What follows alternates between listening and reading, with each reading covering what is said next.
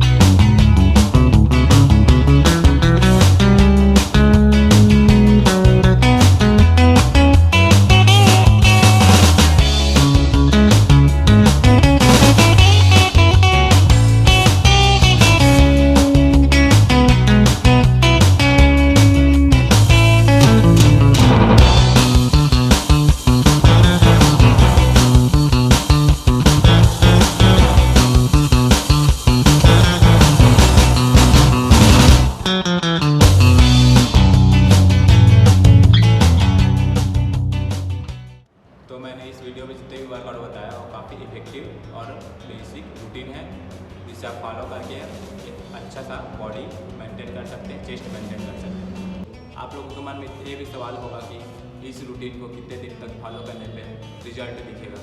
तो मैं बता दूं, एक हफ्ते में एक बार और लगातार 10 हफ्तों तक ये वर्कआउट करना है, जिससे आपको बेस्ट इफेक्टिव रिजल्ट दिखेगा। अगर आपको जल्दी रिजल्ट चाहिए तो आप घर पे भी पुशअप लगाने स्टार्ट कर दीजिए, करीबन 200 से 250 सुबह शाम, जिससे आपको बेस्ट रिजल्ट मिलेगा। अगर आपको टाइम मिलता है तो आप ओवर टाइम भी कर सकते हैं, जिससे आपका चेस्ट और जल्दी ग्रो होगा।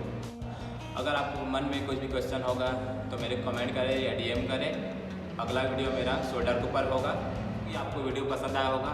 वीडियो पसंद आया होगा तो शेयर करें। तब तक के लिए बाय बाय।